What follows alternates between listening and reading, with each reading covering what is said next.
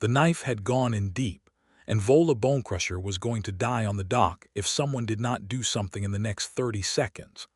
Isaac Prescott was not supposed to be the one to do it. He was a beekeeper, not a healer. He kept 6 hives on the rocky hillside above Crag's Landing, sold honey and beeswax at the market stall by the harbor master's office, and generally made it his business to stay out of other people's fights. But the woman had been stabbed 3 steps from his cart, and the crowd that had gathered to watch was doing exactly what crowds in Crag's Landing always did when an orc was involved, which was absolutely nothing. He dropped to his knees on the wet planking and pressed both hands flat over the wound on her left side, just below the ribs. She was already flat on her back, her eyes open and hard as 2 chips of green malachite, her chest heaving. She shoved his hands away with a force that rocked him back on his heels. He pressed them back. She shoved him away again, harder, and he could feel the furious contempt radiating off her even through the slick of blood. He had enough sense to understand that contempt. She was an orc woman alone on a human harbor dock, stabbed and bleeding, and a human man was kneeling over her. Everything in her history told her that was how her story ended. "The bleeding is not going to stop on its own," he said. He kept his voice low and level, the same voice he used when he reached into a hive without smoke. "I have no interest in hurting you, but you will bleed out right here if the pressure comes off." She stared at him for a long, suspended moment. Her jaw was set. Her teeth were together, tusks catching the gray morning light, and her face was the most fiercely composed face he had ever seen on anyone fighting that much pain. Then, very slowly, she reached up and took his hands by the wrists. She lifted them away from her wound one more time, but this time she did not throw them aside. She held them in the air for just a breath, as though she was deciding something that mattered more than the blood running between her fingers. Then she guided his hands back to the wound, pressing them down firmly, setting the angle, showing him exactly the pressure she wanted. She did not let go of his wrists right away. She held on until she was sure he had it right. He stayed quiet. That was the whole thing, really. That was where it started. Her name was Vola Bonecrusher, and she was 26 years old, and she had been in Crag's Landing for exactly 1 morning when someone tried to put a fisherman's knife between her ribs. His name was Isaac Prescott, and he was 28, and in all his years running honey down to the harbor market, he had never once thought that pressing his hands over a stranger's wound on a salt-stinking dock would change the entire direction of his life. He would have laughed at the idea, or rather he would have smiled at it quietly, because Isaac Prescott was not much of a laugher. He was a slight man by the standards of Crag's Landing, where the fishermen ran to broad shoulders and broken knuckles. He had dark hair that the sea wind never left alone, brown eyes that were used to patience, and hands that were clever from years of working hives and extracting comb without disturbing the colonies. He had built his operation alone on 8 acres of coastal heath above the town after his father's debt sale had stripped the original family property, and he had been managing alone, quietly, without complaint, for 4 years. Crag's Landing was a hard place built into the side of a granite headland, where the coast broke north toward the open water. There were 300 people in the town proper, and another 100 in the fishing hamlets strung along the coves below. The harbor was the town's whole life. Fishing trawlers, trading cogs, the occasional coastal patrol galley flying the Admiralty's blue pennant. The market ran every day except the storm days, which came often. The people were tough and self-sufficient and deeply suspicious of anything that arrived from outside, which covered roughly everything, including a lone orc woman who had come off the morning ferry from the mainland port of Dunwater with a canvas bag over one shoulder and a short-hafted hand axe at her hip. That axe was still at her hip. That was the first thing Isaac had noticed when he saw her moving through the market stalls, which he had done only because she was impossible not to notice. She stood 2.5 hands taller than most of the fishwives she moved between, and she wore form-fitting warrior's leathers, dark brown, tooled at the shoulder and waist, a laced front closing on the bodice, high-waisted breeches tucked into boots that came to the knee. The leather was old and well cared for and fitted like it had been made for her and worked in for a decade, which it probably had. She was broad-shouldered and deep-chested, and her arms were bare below the short leather cap sleeves, showing green-olive skin over muscle that was not for decoration. Her hair was black and cropped close on the sides, longer on top, and she wore 3 thin bone rings in her left ear. She had been looking for someone. Isaac had seen that much before the altercation started. The way she moved through the market with purpose, scanning faces, not stopping at stalls, not buying anything. Someone had mistaken that for predatory. Or someone had simply seen an orc alone on their dock and made a calculation about risk versus consequence that made Isaac sick to look back on. The man who had stabbed her had already gone, melted into the crowd with the ease of someone who knew the town and knew which constable looked the other way. Isaac had seen his face. He filed it. He pressed down steadily on Vola's wound and refused to move. A woman he half recognized from the chandler's shop crouched at the edge of the circle of spectators. "You're going to get yourself killed, Prescott," she said, not unkindly. "Let the thing alone." Isaac looked at the chandler's woman with a patience that was not soft. "Bring me a clean cloth," he said, "or bring the surgeon or go away." She went away. He looked back at Vola. Her eyes had not left his face during the exchange, and there was something in them now that was not quite so much raw contempt. It was closer to assessment. "The surgeon is 3 streets up," he said to her. "Can you walk if I help you?" "I can walk without your help," she said. Her voice was low and rough-edged, accented in a way that placed her from the mainland interior, somewhere north and high, far from any coast. "I know you can," he said. "I am asking if you want it." She held that for a moment. "Show me the way," she said. He kept one hand at her side and she let him, getting to her feet with a controlled effort that spoke of significant pain being carefully managed. The crowd parted for them, more from the will that came off Vola Bonecrusher like heat from a forge than from any consideration for Isaac, who they knew well enough and generally regarded as too quiet to be worth much attention. The surgeon's name was Marin Asheville, and she was 60 years old and had stitched up everyone in Crag's Landing at least twice. She received Vola with the professional blankness of a woman who had long ago used up all her capacity for being surprised, had her on the table, and the leathers peeled back from the wound before Isaac had finished explaining. "Deep but clean," Marin said, poking at it with a focus that made Vola's jaw go rigid. "Missed the vital organs." "You're lucky." "I am not lucky," Vola said flatly. "I moved." "Then you are fast," Marin said without looking up. "That works too." She stitched and bound the wound with the economy of long practice, and Isaac stood near the door because he did not know what else to do and leaving felt wrong. He was not sure why it felt wrong. He examined that uncertainty carefully and found that he did not want to leave her alone in a town that had just tried to kill her. When it was done and Vola had paid Marin in coin from a leather pouch at her belt, she pulled her leathers back into place with careful deliberation and looked at Isaac. "You stayed," she said. "Yes." "Why?" He thought about it. "I don't know that I had a reason," he said. "It seemed like the thing to do." She looked at him for a long beat. "What is your name?" "Isaac Prescott, Vola Bonecrusher." He did not flinch at the name. She noticed that he did not flinch. "I'm looking for the harbor master," she said. "A man named Gregor Holt. He holds a contract that belongs to me." Isaac knew Gregor Holt in the way that everyone in Crag's Landing knew Gregor Holt, which was with a kind of helpless, gritted-teeth familiarity, the way you know a stone in your boot. Holt had been harbor master for 12 years and had built a quiet empire of debts and contracts and favors owed in that time.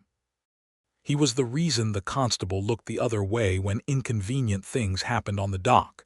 He was almost certainly the reason for the knife this morning. "I know where he is," Isaac said. He did not offer to take her. She did not ask. They walked out of Marin's surgery together into the gray coastal morning, and the silence between them was not uncomfortable. Gregor Holt kept his office at the far end of the harbor arm. a stone building with small windows, and a flag that no longer flew because the pole had rotted. He was a heavy man with the look of someone who had once been strong and let it go soft, and he was behind his desk when they walked in, and his face went through 3 different calculations in as many seconds when he saw who was in the doorway. "Miss Bonecrusher," he said, with the practiced warmth of a man who had learned to be expansive as a survival mechanism. "I didn't expect you until next week." "I didn't expect to be stabbed on your dock," Vola said. Holt spread his hands. "A terrible thing. The town constable will—" "I want the contract," Vola said. "The labor contract signed by my uncle Darg Bonecrusher. He owed you a debt. He is dead. The debt transfers to me under the terms I have read. I'm here to fulfill the terms and close the debt." Isaac watched Holt's face and saw the calculation shift. He had not known about a contract. He was already reconstructing the morning, the ferry from Dunwater, the woman moving through the market with purpose, the knife in her side. Holt had known she was coming. The knife had been a suggestion that she turn around. She had not taken the suggestion. "The terms," Holt said carefully, "are somewhat complex. Your uncle had agreed to a period of service, a labor commitment in lieu of coin payment. Given that he is no longer living, the contract's fulfillment is, strictly speaking, in question." "Read the contract's own language," Vola said. She reached into her canvas bag and put a folded document on his desk. "The debt transfers to blood kin in the event of death. I am blood kin. I am here." Holt looked at the document without touching it. "The labor term is 6 months, working the harbor cranes and heavy lifting. It was written for a man of..." He stopped. He looked at her arms. He reconsidered whatever he had been about to say. "A laborer." "I can read," Vola said pleasantly, "and I have done so. I will fulfill the 6-month term, and at its end the debt is discharged and I walk away. That is what the document says." Isaac leaned against the doorframe and kept his expression neutral, but he was reading the document over Holt's shoulder from 4 feet away with the habit of a man who had learned to read other people's contracts because his father had not. The document said what Vola said it said. It also had a clause that Vola might not have caught, buried in the last third of the text, about the harbor master's right to assign contracted laborers to any work at his discretion, including subcontract arrangements. That clause was the part that worried Isaac. He said nothing yet. Holt signed the acknowledgement Vola required him to sign, and they walked back out into the harbor wind with the contract folded in Vola's bag. "He will try something else," Isaac said. Vola looked at him sideways. "You read the subcontract clause?" "Yes." She was quiet for a moment. "I read it too," she said. "I am not unaware. What will you do about it?" She adjusted the strap of her bag on her shoulder and looked out at the harbor. A trawler was coming in, low in the water with a good catch. "I will do my 6 months. I will work harder and better than any man on that dock. I will be so useful to him that using the clause against me would hurt his own operation. And then I will leave." "And the man who stabbed you," her mouth curved very slightly at one corner. It was not a warm expression. "He will not try again." Isaac believed her completely. "Where are you staying?" he asked. "I have a room at the Anchor Inn." She paused. "The landlord has not been told I am an orc. He will likely object." "Old Fen Paris on Rope Street?" "Yes." "He will object," Isaac agreed. "He will object loudly and at length, and he will probably try to keep your first night's payment. There's a room above the chandler's storeroom that Bess Tanner lets for a fair price and asks few questions. She is not generous, but she is not cruel." Vola looked at him steadily. "Why are you doing this?" It was the same question as before. He considered giving the same answer, but she had already heard it. "Because the town treated you badly and you are trying to do an honest thing," he said. "And I find it irritating when honest things are made unnecessarily hard." She looked at him for a long moment. "You are a strange man, Isaac Prescott." "I keep bees," he said, as though that explained it, and somehow it made her breath out sharply through her nose, which was, he thought, the closest thing to a laugh he was going to get from her today. She took the room above the chandler's storeroom. Bess Tanner charged her fairly, as Isaac had predicted, and asked only the one question, which was whether she was going to cause trouble. Vola Bonecrusher said no with a steadiness that apparently satisfied Bess completely. Isaac went back to his hives. He stood in the gray afternoon among his 6 stands on the heath above the town, listening to the steady working hum of 60,000 bees, and he thought about a woman who had guided his hands to her wound with the quiet precision of someone deciding to trust, and what that meant. He did not answer that question that evening. He extracted 3 frames, bottled the honey, cleaned his tools, and went to bed in his small stone cottage with the wind off the water rattling the window glass. He was back at the market the next morning, and she walked by his cart at the 2nd hour. She had the same canvas bag. She had the hand axe. She had the bone rings in her ear and the form-fitting dark leathers and the walk of someone who had decided not to be bothered by the stairs, which were many. She stopped at his cart. "Your honey," she said. "Yes, the heather variety. How much?" he told her. She paid exactly that.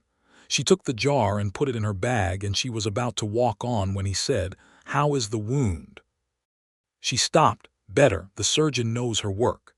"She does." He arranged a row of wax blocks unnecessarily. "You start on the docks today, at the first bell." He could see from where he stood the cluster of dock laborers already watching her from the harbor steps, the way a group of dogs watched something new enter their territory. He had grown up in this town. He knew those men. Some of them were decent enough and would come around. A few were the kind of trouble that did not come around. "Walk carefully," he said. She looked at him with a flicker of something he could not name, not offense, not quite amusement, somewhere in between. "I always do," she said. She walked away down the harbor steps, canvas bag over one shoulder, head level, and the men at the steps parted for her like water parted for a ship, mostly because she did not slow down or alter course, and they had to choose between moving and getting walked through. Isaac watched her go. Then he arranged his honey jars and got on with his day. The thing about working a harbor alone as an orc woman in a town that had never had one before was that it did something interesting to the social landscape. Crag's Landing had no formal ordinance against orc labor, because it had never needed one. The town's relationship with the orc clans was limited to the occasional trading party from the northern interior, who came down twice a year with furs and salt-dried meat and left again. Those were group encounters, managed by the elders, buffered by protocol. A single orc woman working the cranes was an entirely different situation. The first week, 3 of the dock laborers refused to work the same crane team as Vola. Holt, finding that she had moved more cargo in her first 2 days than those 3 combined did in 4, quietly reassigned them to the fish-gutting house and let her be. The second week, a fisherman named Rolled Cantor decided to demonstrate something to his friends and grabbed her arm on the dock at midday in front of a crowd. What happened next was brief, technically bloodless, and entirely clear. Cantor found himself face down on the dock, planking with his arm at an angle that nature had not intended, not broken, but persuasively bent. Vola released him and stepped back with the same composed expression she wore while working the crane lever. Cantor got up. He did not grab her arm again. His friends did not find it as amusing as they had expected to. Isaac heard about it from Bess Tanner, who heard it from the chandler's boy, who had been there. He absorbed the account and went back to filtering his spring honey, and thought about the bone rings in her ear, and the 3 steps between a knife wound, and a kind of small, defiant sovereignty carved out of a hostile place. He did not plan to talk to her that evening. He was walking back from delivering a crate of beeswax to the candle maker's shop on Harbor Street, when he found her sitting on the low stone wall above the cove with her boots off and her feet on the cold stone, looking out at the water. The sun was going down behind the headland and the light was the color of raw honey, and he thought in a single unguarded moment that she was the most striking thing the light had found all day to land on. He sat on the wall a few feet from her without asking. He had a paper twist of smoked fish he'd bought from the market, and he opened it between them without ceremony. She looked at it.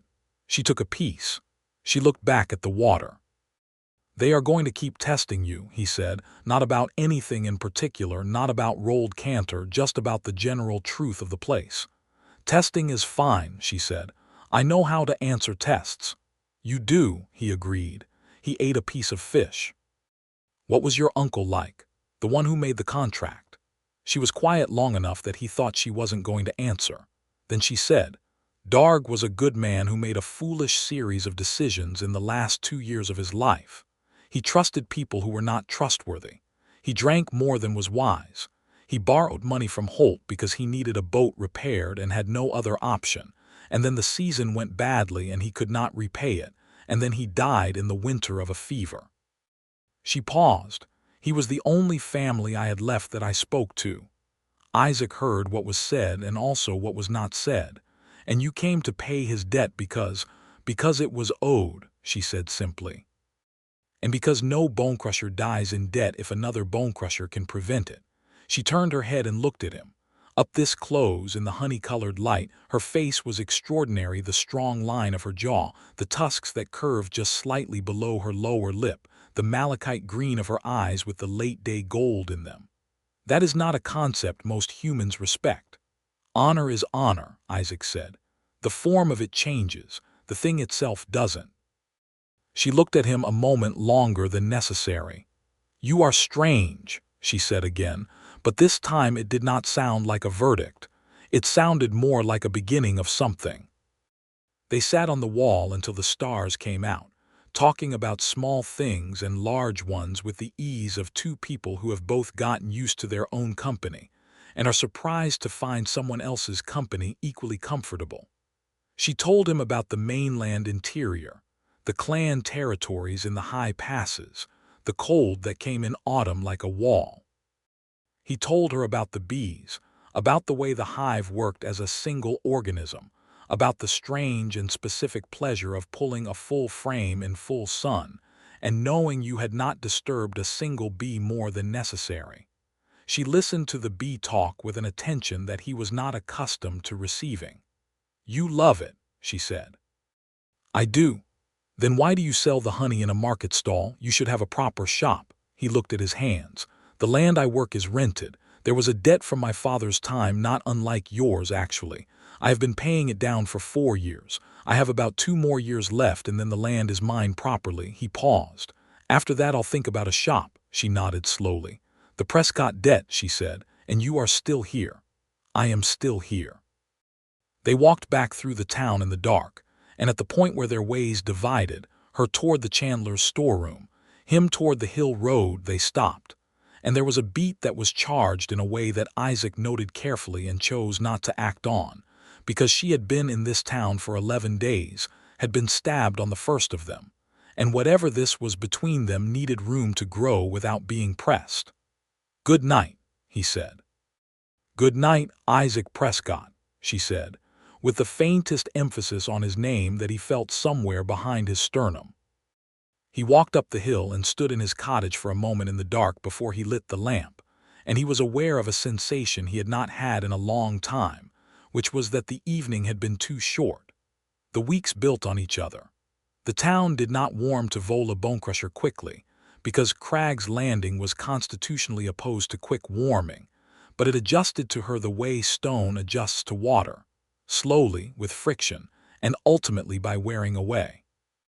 She worked the cranes and the cargo nets and the heavy gangplanks with a capability that left no room for argument, and the fishermen who worked alongside her found that their days went faster when she was on the same team, which was a practical consideration that overrode a great deal of prejudice, because the people of Crag's Landing were nothing if not practical. Holt watched and calculated, and said nothing about the subcontract clause. Isaac watched Holt and calculated and said nothing to Vola, because she was aware of it and had her own plan, and he trusted her to manage her own situation. But he watched. He also brought her honey for her morning bread when he came down to the market, and she accepted it with a contained dignity that he found deeply appealing. And occasionally, on dry evenings, they sat on the harbor wall or on the low bluff above the North Cove and talked, and sometimes they walked the coastal path along the headland where the gorse was coming into flower and the sea turned dark below the cliff tops. He was falling in love with her. He was aware of it with the clear-eyed steadiness of a man who did not fall into things easily and therefore noticed when it was happening. He was also aware that whatever she felt was hers to show him on her own terms, and he was in no hurry because the evenings were good and she was present in them, and that was more than he had had before. The first kiss was not what he planned because he had not planned it at all. It was 6 weeks into her contract, and a winter storm had come early, roaring down the coast from the north with 3 days of warning, and then arriving anyway harder than predicted. The harbor was closed. The market was shut. The whole town was indoors.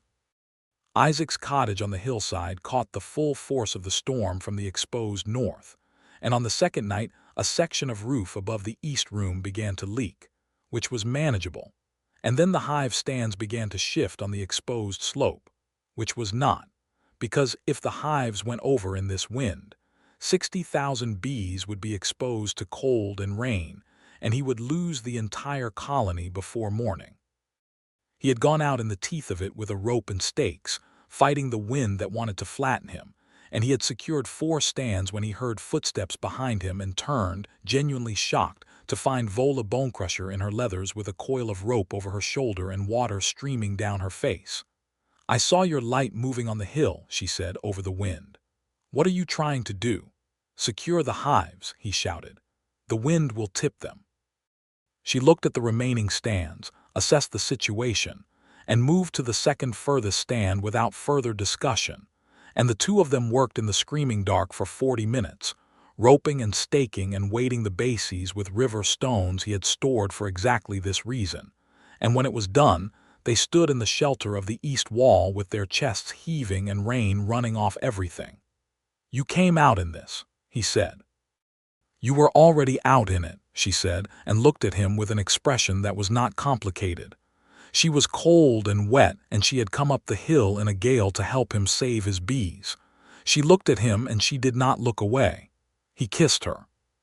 He did it without overthinking it, which was the only way it ever would have happened, and her response was immediate and certain and warm, her hands coming up to his jaw, the kiss opening into something unhurried and complete in the shelter of the cottage wall with the storm screaming over them, and the bees safe in their secured stands, all 60,000 of them humming their low colony hum even through the wind. When they broke apart, she kept her hands on his jaw for a moment. "I have been waiting for that," she said. "I did not want to press you," he said. "I know, you are careful." She looked at him, the green of her eyes dark in the storm night. "I am not made of glass, Isaac." "I know exactly what you are made of," he said. "I have been watching for 6 weeks. She kissed him again, which was his answer. They went inside. He made tea. She sat at his table and steamed gently, and they talked until the storm's second peak. And then she was comfortable, and he had a fire going, and neither of them suggested that she should walk back down the hill in that.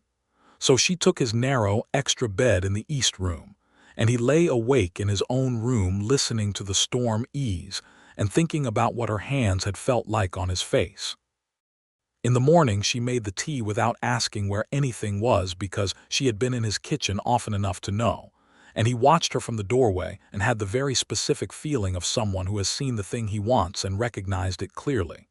He did not say this, because it was too large for a morning after a storm kind of speech.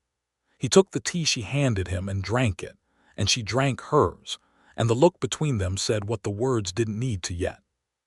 She walked back down to the harbor, and he watched her go, and went to check on the hives. After that night, things were different in a way that was not announced but was completely visible.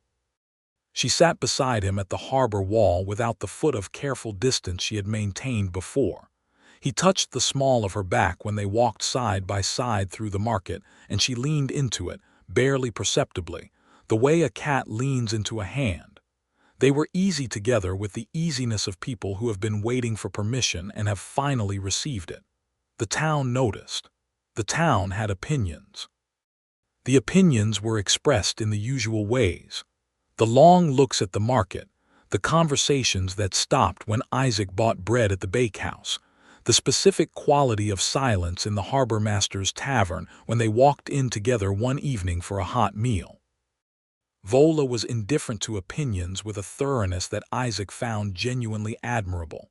She had grown up in a clan territory where your reputation was what you built and what you demonstrated, not what people chose to assign you, and she applied the same logic here. She worked. She was honest. She did not bother anyone who did not bother her. What people thought about her choice in company was their own business.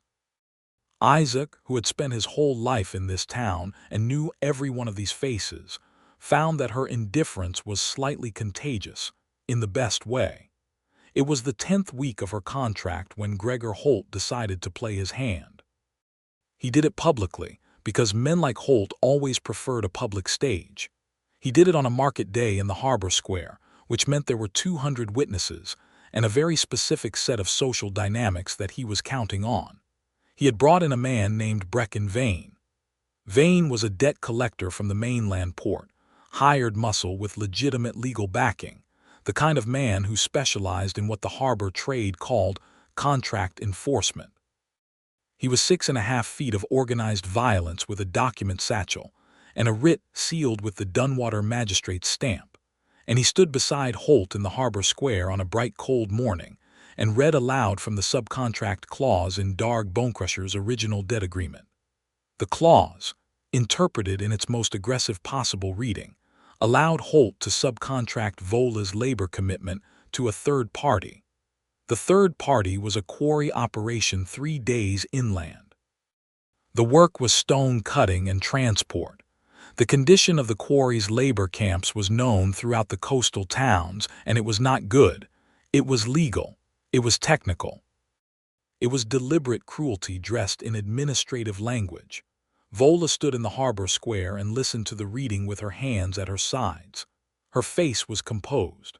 The crowd had the complicated energy of a group of people who had not liked her arrival and had grown reluctantly accustomed to her competence, and were now being asked to watch something that had the texture of an execution, and were not quite sure how to feel about that. Isaac was at his cart. He had been setting up for the market when Holt and Vane appeared, and he had listened to every word. He walked out from behind his cart. "That clause," he said in a carrying voice, "requires the contracted laborer's original consent or a ruling from the Admiralty Court. It is not a unilateral provision." The square went quiet. Holt turned. "Prescott, this is not your business." "I have the Admiralty shipping codes on my shelf, Holt. I read them last month." Isaac met the harbor master's eyes. Chapter 7, Section 4. A labor subcontract arising from a debt instrument cannot be enforced without either the laborer's written consent or a reviewed ruling from the Regional Admiralty Court, not a magistrate's writ.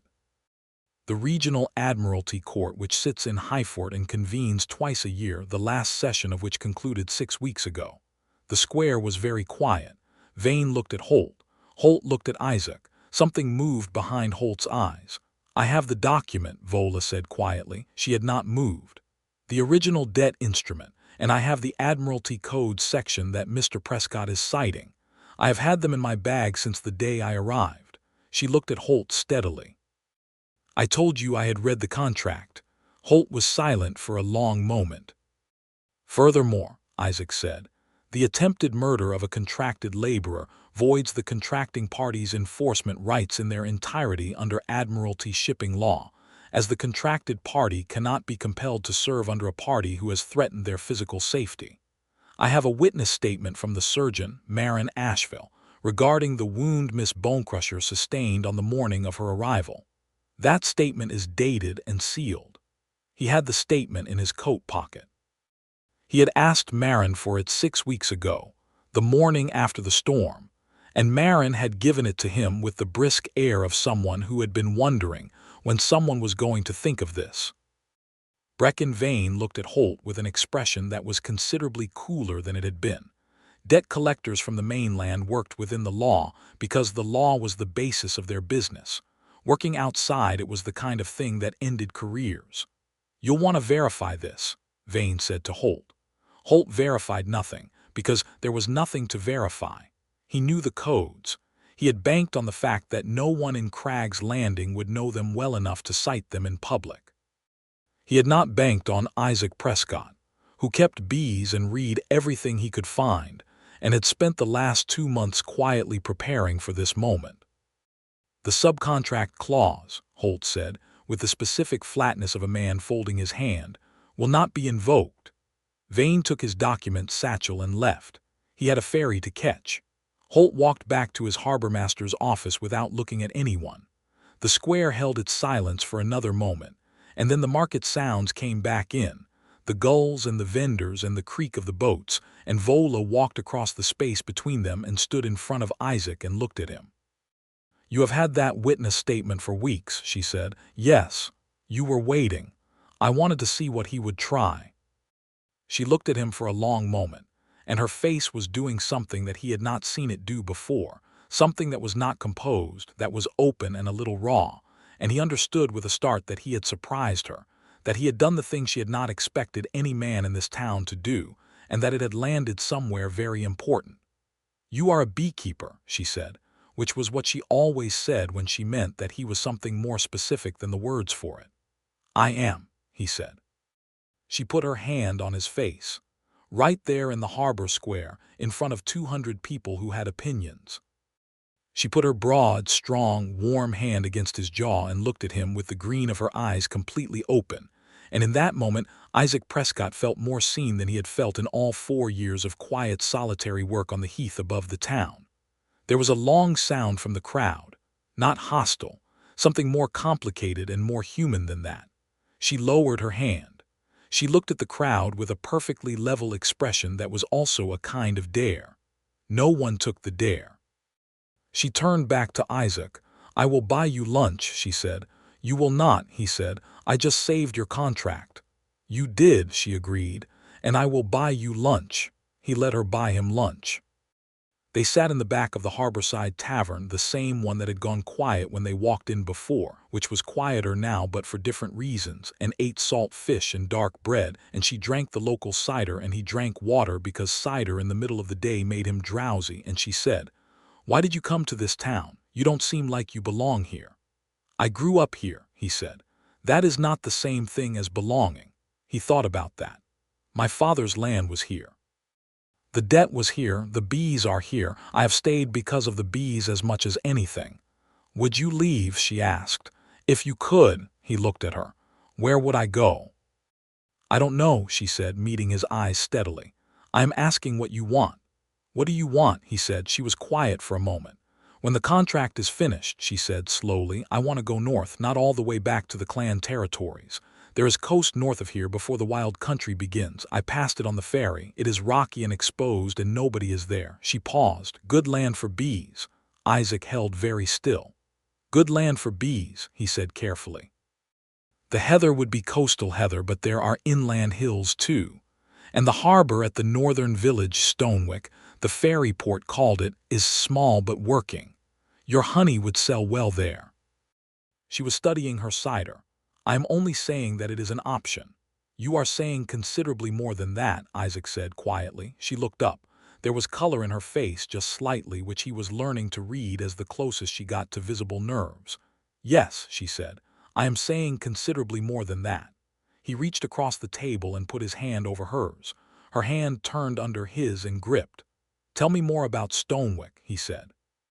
The color in her face deepened, and she looked at him with an expression that was fierce and warm all at once, and she told him about the northern coast with the focused attention of someone who has been carrying a plan in secret and is feeling the extraordinary relief of setting it down in another person's hands. The weeks continued.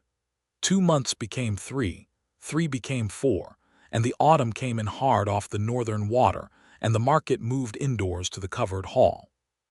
Vola worked the harbor in the cold with the same relentless efficiency she had brought to the warm months, and the dock crew that had once refused to work beside her now saved her the best position on the crane team without being asked, because it was practically obvious that the whole operation ran better from there. Isaac's honey was selling well. He had expanded his frames and had a new hive stand in the sheltered southern cove where the late-season clover still held on, and he was putting money aside with a purpose he had not felt before, because now the purpose had a shape. A northern coast, a small harbor, a future that had room for two. He had paid down 3/4 of his father's debt. The remaining quarter, he calculated, would be manageable by spring. Holt made no further moves. The public confrontation had cost him something he could not easily recoup. The town's compliance, which had always rested on people not knowing what he knew. Isaac, knowing the Admiralty codes, had cracked that open, and other people had begun looking into their own contracts with Holt with a new attention. The constable, sensing which way the wind was turning, had abruptly remembered that he had a description of the man who had put a knife in Vola's side and had made an arrest, which was imperfect justice, but more than nothing. The arrested man was a dock worker named Stell who had owed Holt a favor and had been stupid about how he paid it. Marin's witness statement was part of the case. He would spend 3 months in the Port Town lockup and come out with a record. Vola attended the hearing with a stillness that was not absence. She said what she had to say to the magistrate with the precision of someone who has arranged their words with care, and she left. She did not discuss how she felt about it with anyone except Isaac that evening on the harbor wall when she said, "It is not enough, but it is something. The man who gave the order is still the harbor master." "For now," Isaac said. "The Trade Council has been asking questions." She looked at him. "Have you been talking to the Trade Council?" "I have been having conversations," he said carefully. She looked at him for a long moment and then laughed, actually laughed, a low, genuine sound that he had worked for 4 months and received as the gift it was. "You are extraordinary," she said. "I keep bees," he said, and she laughed again, and he felt it like sunlight.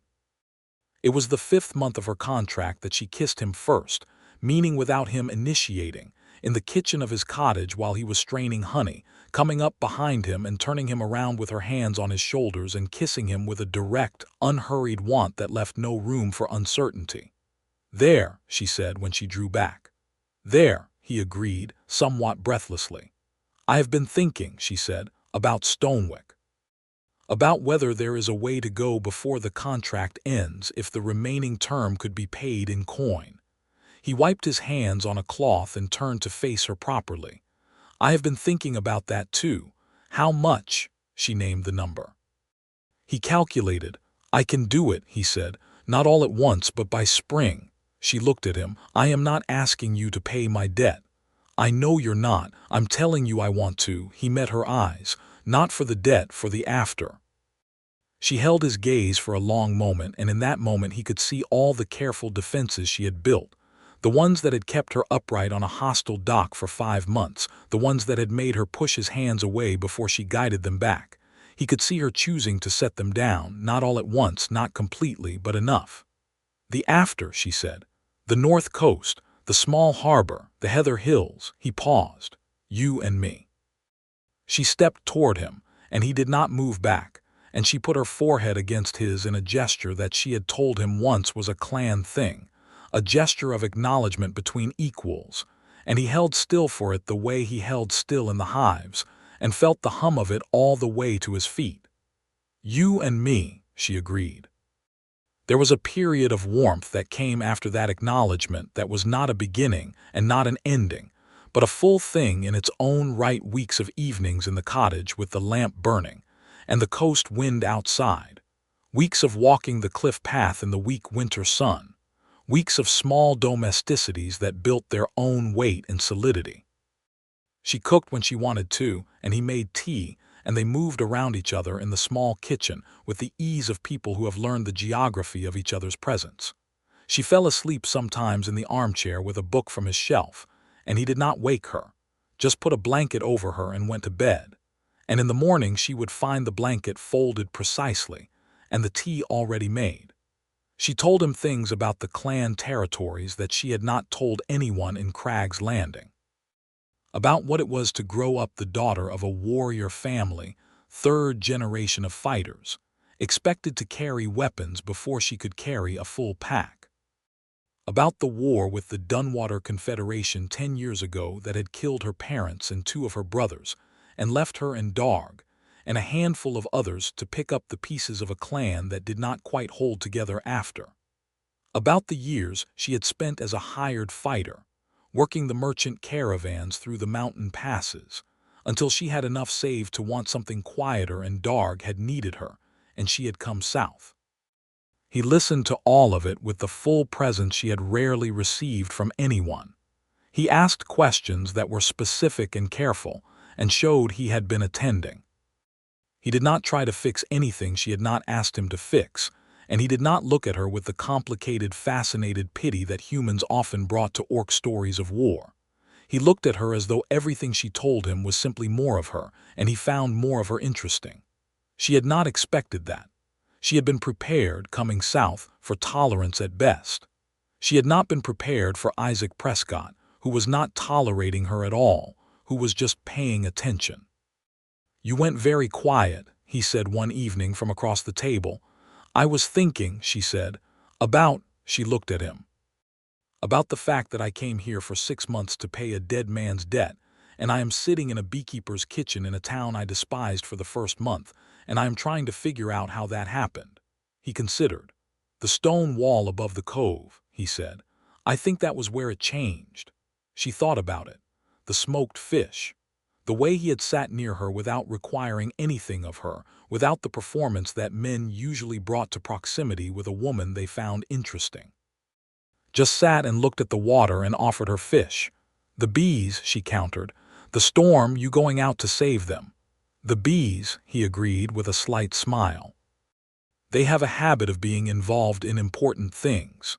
She reached across the table and took his hand, and he turned his palm up under hers, and they sat like that while the lamp burned low. It was the last week of her contract when Holt made his final play. He did it through the Admiralty Court, and it was clever.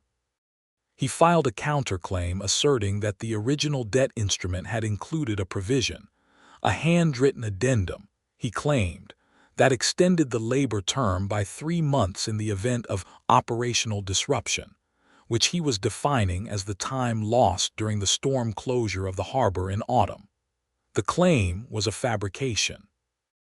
Isaac knew it was a fabrication because he had seen the original document.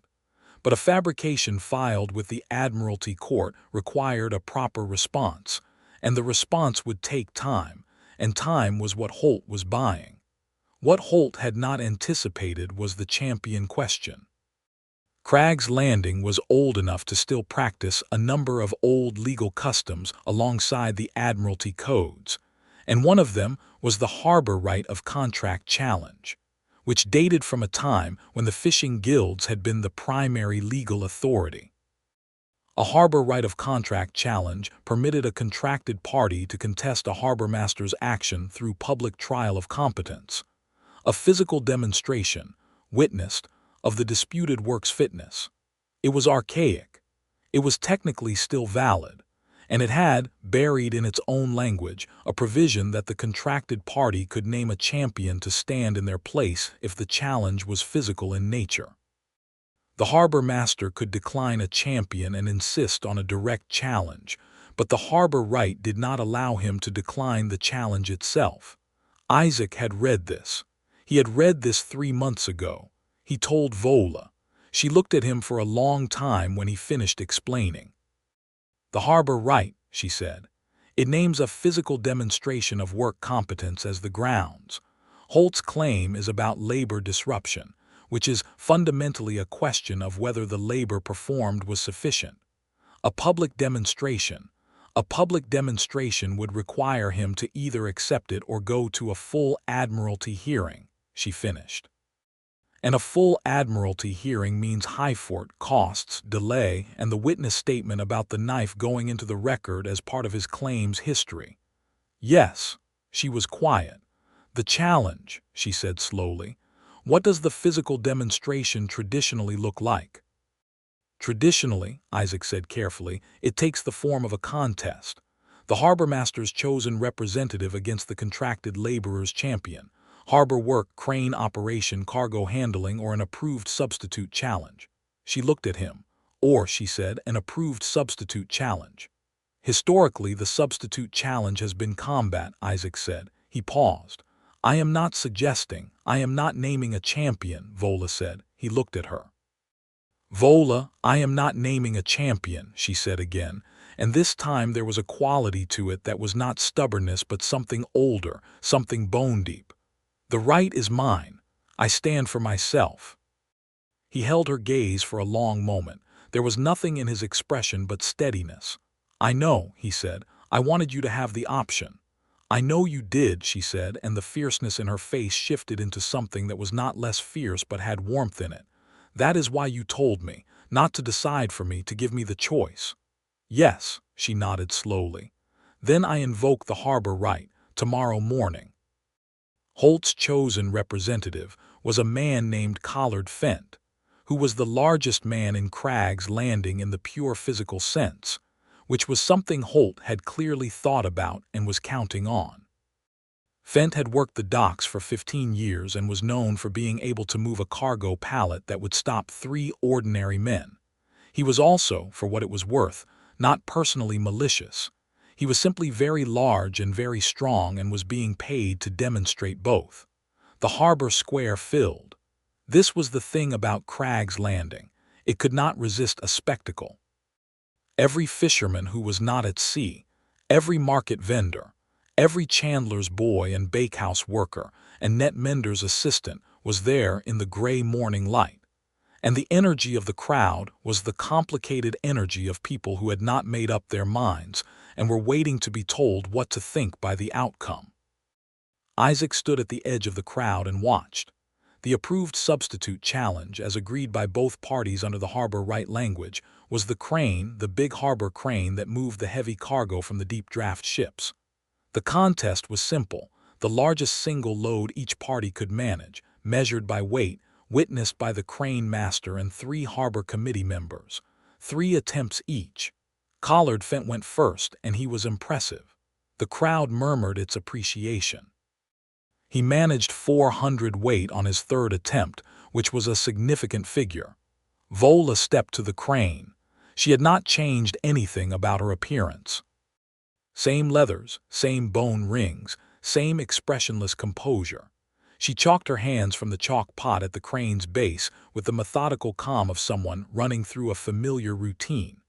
She looked at the load rigging with the attention of a professional, made one small adjustment to the line angle that the crane master watched with narrow-eyed professional interest, and set herself. She moved 420 weight on her 1st attempt. The crowd went absolutely silent. On her 2nd attempt, the crane master, who was a man named Ostran who cared about one thing and that was the crane, leaned forward with his full attention. She moved 460 weight. She moved it cleanly. She managed the swing and the set-down with a control that was frankly beautiful to watch, the kind of efficient precision that only comes from months of doing the same work extremely well. The crowd did not stay silent. The crowd, which had opinions and a well-developed sense of fairness beneath all the provincial suspicion, found that it was roaring. Not for her, not exactly, not yet for the load, for the spectacle, for the fact of it.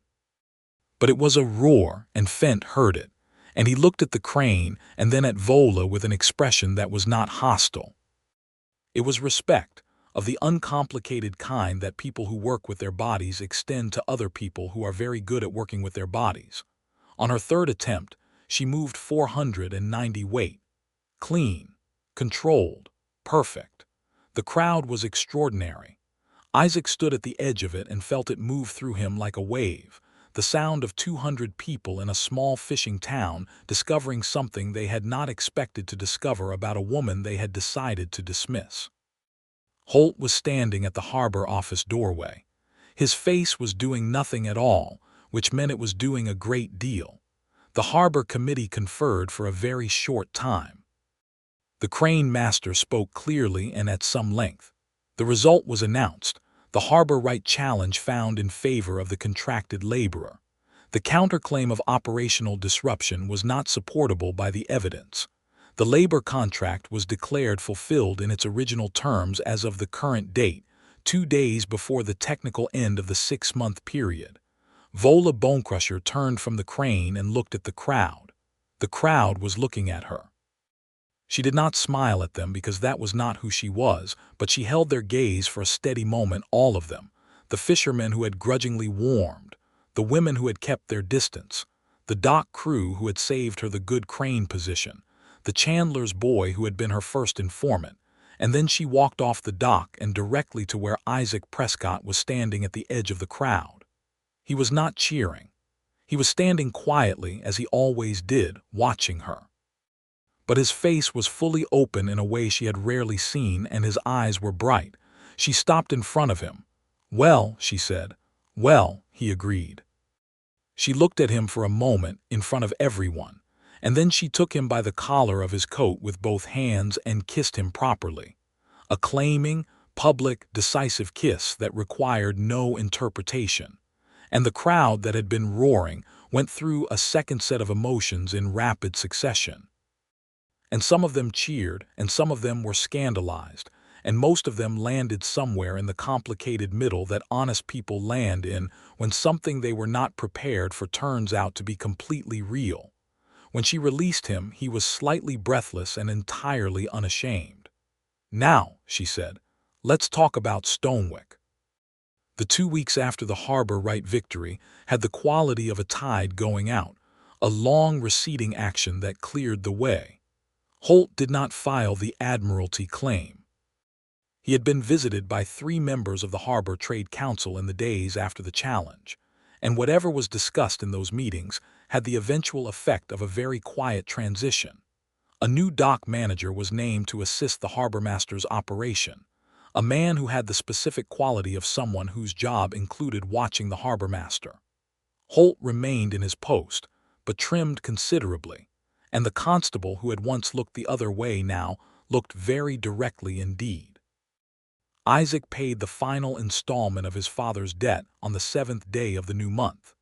He signed the release paper in the solicitor's office on Market Lane with the steady hand of a man who had been rehearsing this signature in his mind for 4 years. He walked out into the bright cold air and stood on the street for a moment, and the lightness of it was so physical it was almost vertiginous. He walked straight to the harbor wall and sat down, and within 20 minutes, without being told, Vola was sitting beside him. She had a gift for this, for appearing when he needed the company without having to be asked, and he had learned to simply let her, not question the mechanism of it. "Done," she said. "Done." She was quiet for a moment. "How does it feel?" He thought about it. "Like something I've been carrying so long I'd forgotten the weight, and now my hands are empty." She looked at him. "Fill them with something else," she said, and it was entirely a practical statement about the future and also completely not. He turned on the wall and faced her. The winter sun was low and white, and the harbor was behind her, and her green eyes were steady. "Come north with me," he said. Not a question, not quite a request. A statement of the thing they had been building toward for 5 months, offered as its own solid form. "Yes," she said, without hesitation. She had decided this months ago. He knew that. She knew he knew it. The yes was the ceremony of it. He took her hand. They began making arrangements. He sold 4 of his 6 hive stands to Ostran, the crane master's son, who had been keeping a secret interest in apiculture since watching a documentary bee removal Isaac had done on the harbor warehouse roof in August. He kept his best 2 colonies, a vigorous dark honey strain that had been in his family longer than the debt, and built traveling boxes for the frames with the careful skill of a man who understood that bees in transit were not the same as bees at rest and needed specific consideration. She sold nothing because she had nothing to sell, having arrived in Crag's Landing with a bag and an axe. What she had accumulated was less tangible, a reputation, a few genuine relationships, and a claim on a place that had not expected to be claimed by her. On the last morning, she went to see Marin Asheville. Isaac waited on the harbor steps. The ferry north would come at the second bell. Vola came back from the surgeon's with something in her face that was settled, and she sat beside him on the steps without explaining, and he did not ask. He thought about the morning she had arrived, the same dock, the same gray light, and the distance between that woman alone, bleeding, pushing away a stranger's hands, and this one, sitting beside him with her shoulder against his and her eyes on the water. He thought about the hands, The way she had guided them, the precision of it, the trust encoded in that single small action. He had thought about it many times in the months since, the way you return to the earliest word of a long conversation to understand what came after. "Ready?" she said. "Ready," he said. Bess Tanner came to the dock to see them off, which surprised Vola and did not quite surprise Isaac. Ostran came, and two of the dock crew who had worked alongside Vola through the winter.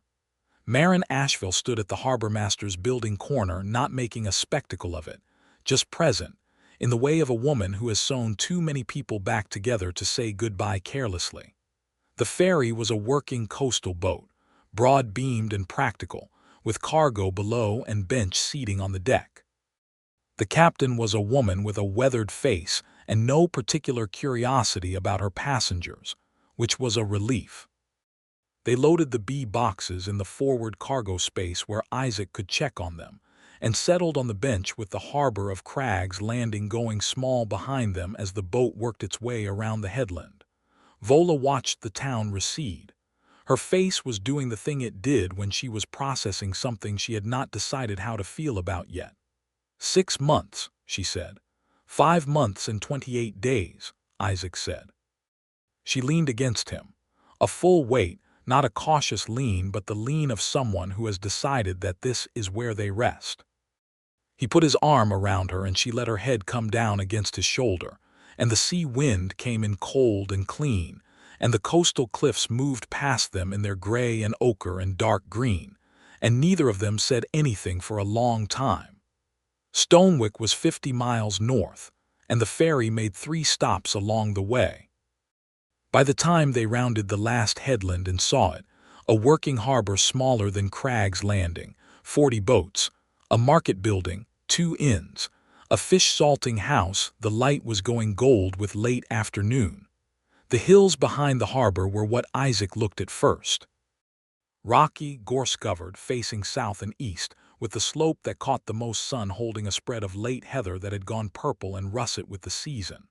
The air, even from the water, had a specific quality, a depth that came from the heather moors and the grass slopes inland, and he breathed it in with the attention of a man who has been assessing bee forage his whole life.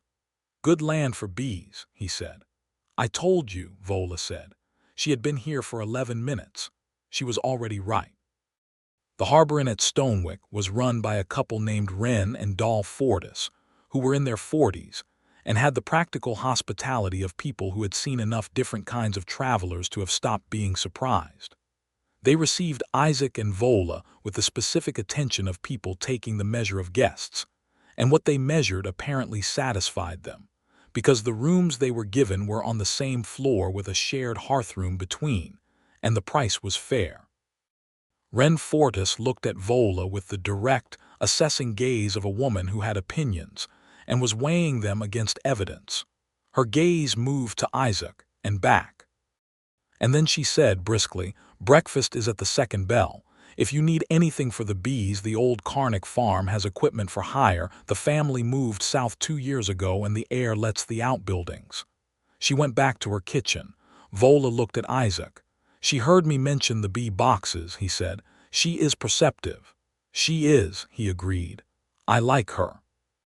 They ate dinner in the inn's common room, a mutton stew that was very good, and the common room's other occupants, 4 fishermen, an older merchant, a young woman who appeared to be a tanner's apprentice, regarded them with the moderate curiosity of a smaller town that was not used to strangers but was not hostile about it. No one said anything remarkable. No one's face went through the particular set of calculations that faces in Crag's Landing had made when Vola walked in anywhere. It was not perfect. The world was not a different world, but it was a beginning, and beginnings were what they had come for. Later, in the hearthroom between their rooms, they sat by the fire with the sea sound coming through the window, and Vola said, "It will take time." "Most good things do," Isaac said. She looked at him by the firelight. He was very dear to her by now, in a way that had been built so slowly and so deliberately that it had the weight and density of stone. She had not trusted easily since the war years took her family. since the years on the caravan routes had shown her what carelessness looked like in the people she depended on. She had lived in her own strength because it was the only reliable thing. And then a man with patient hands had knelt on a dock and pressed them to her wound and looked at her without performing anything. And here she was in a hearthroom 50 miles from that dock, and the only thing she felt looking at him was certainty. "Isaac," she said, "yes." She crossed the space between them, and this time when she sat beside him on the bench it was differently than all the other times. The intention was different. The air between them was different. And when he put his arm around her, he felt the difference too and held her more fully. And she turned her face to his, and the fire was warm and the sea was steady, and there was no storm this time. No urgency, only the deliberate, earned, entirely private occasion of two people choosing each other in a room that was their own. She kissed him slowly and he kissed her back. And what followed was warm and deeply felt, and without any quality of haste, the deepest intimacy of people who have been building toward this for months and find that the arrival is exactly what they prepared for more, even. And when the fire had burned down low and the sea wind had gone quiet, they lay together with the unguarded ease of people who have finally set down the last thing they were carrying. She slept with her arm across him. He lay awake long enough to think about the morning, about the hills above the harbor, about heather forage and new frames, and then he slept too. Spring came to Stonewick with a directness that Crag's Landing, which took its seasons in a half-hearted way, had never managed. The gorse went yellow all at once on the hillside above the harbor, and the heather inland began its slow unfurling, and the first warm days brought a specific quality of light off the water that made the whole coastline look like something from a story. Isaac had the 2 bee colonies established on the south-facing hillside slope within the first month. In stands he built himself from timber bought at Stonewick's small mill, positioned with the care of a man who had been thinking about this placement for months.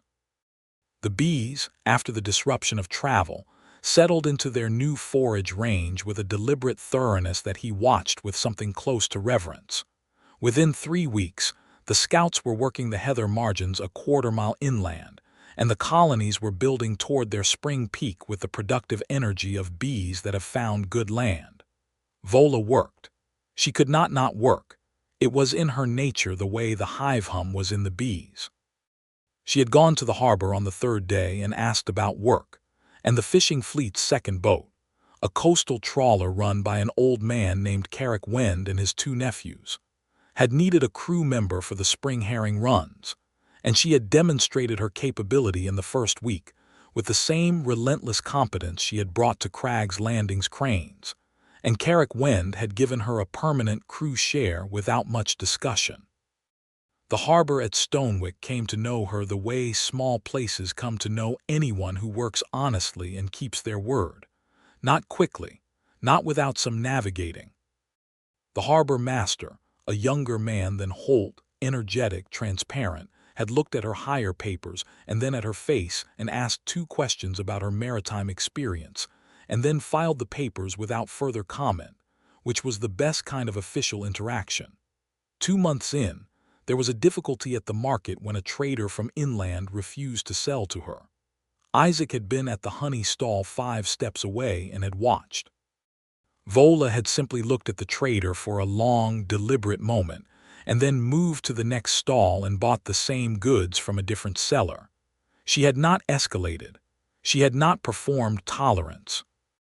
She had simply redirected her business efficiently and moved on. The trader who had refused to sell watched her go, watched Isaac pack up his honey stall and fall in beside her without any discussion of it, and spent the rest of the market day looking at the space where they had been. Isaac had found this outcome deeply satisfying in a way he did not entirely examine. By summer, they had taken a proper lease on a cottage above the harbor. It was stone-built, low-roofed, with a walled garden that was mostly windbreak heather and had once held bees, which felt like a sign. The garden wall faced south. The kitchen was large enough for 2 people. The bedroom window looked out over the harbor and the open sea beyond. They moved their things in on a warm day in late spring, and the move did not take long because neither of them had many things. But what they put in the cottage was theirs, chosen together.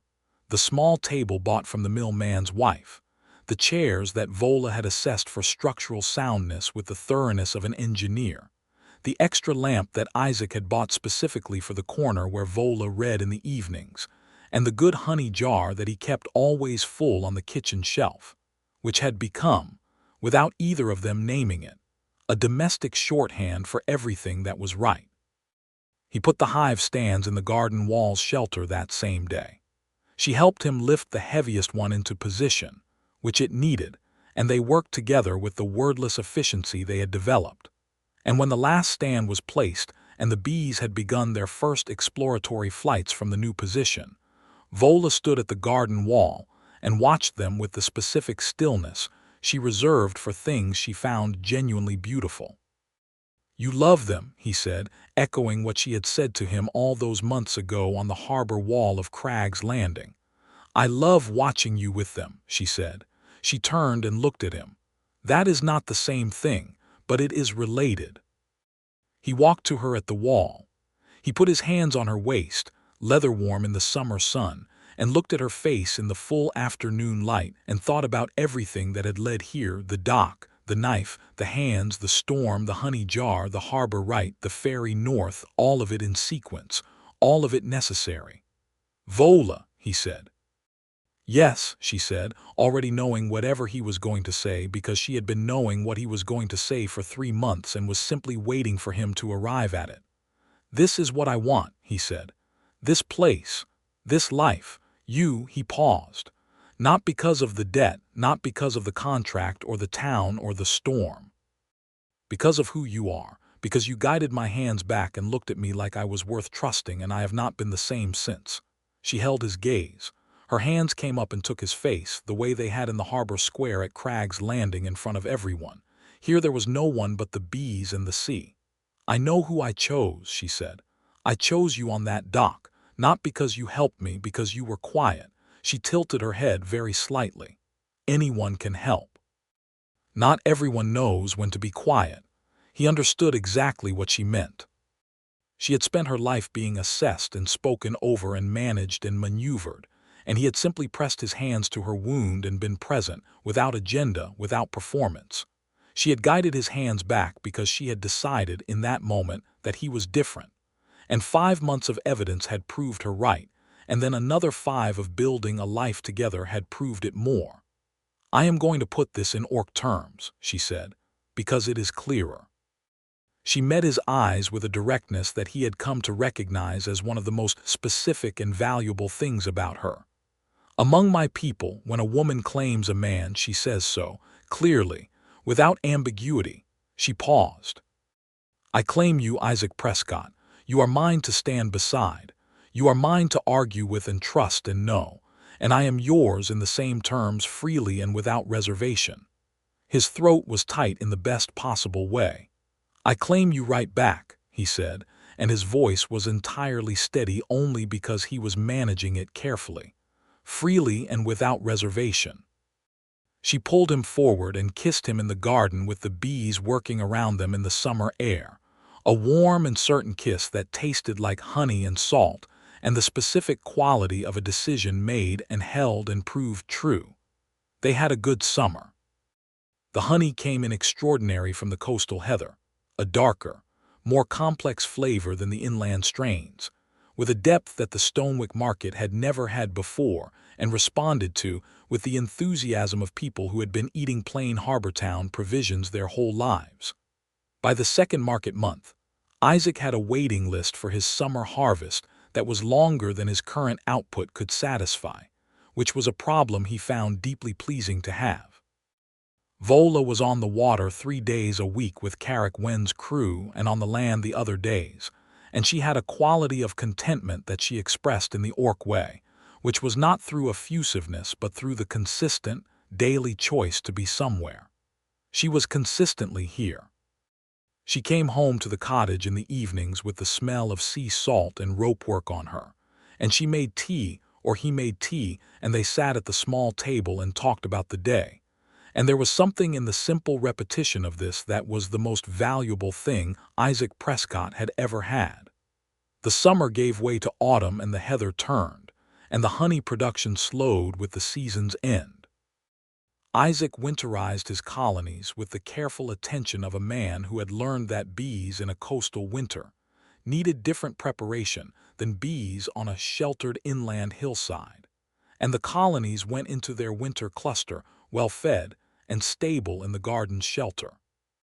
Carrick Wen's boat pulled in for winter maintenance in the first week of the cold season, and the harbor went into its winter rhythm, and Vola picked up occasional work at the harbor's maintenance yard, where her physical capability was useful for moving the boat cradles and rigging.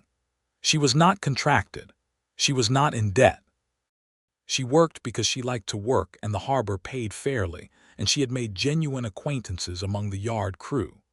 On the first truly cold evening, with the wind coming in off the northern water and the lamp lit in the cottage kitchen, Isaac put a new jar of the last autumn honey on the shelf, darker, thicker, the last of the heather run, and Vola looked at it from the chair where she was reading and said, "That's the best one yet." He had not tasted it. He took it down and opened it and dipped his finger and offered it to her first, because he always did, and she tasted it with the attention she gave to things she respected. "It is the best one yet," she confirmed. "The heather did something to it this year." "It did," he agreed. "The inland hills opened up this summer, more forage range." He put the jar back. "Next summer will be better." She looked at him with the expression that was not complicated, the one that was only warmth, and said, "Next summer." "And the one after," he said. "Yes," she said, "and the one after." He sat down across from her at the table, and they remained there in the lamp warmth with the sea wind outside.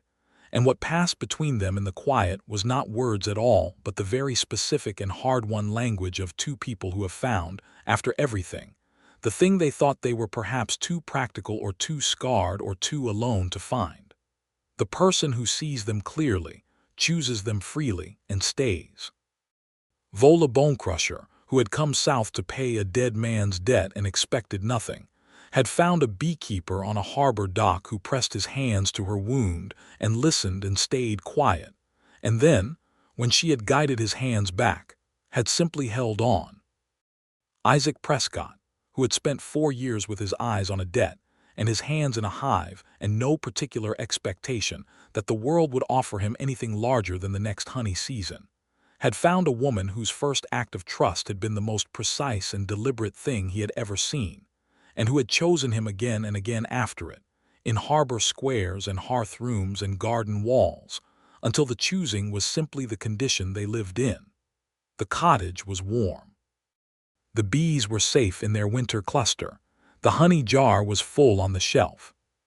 Outside, the northern sea ran black and cold against the rocks, and the harbor lights of Stonewick made their small, brave pattern in the dark, and two people who had found each other at the worst possible moment and held on through 5 months of hard weather and hard towns and hard history sat at a kitchen table and had nothing left to prove to each other or to anyone. That was enough. That was more than enough. That was the whole of it.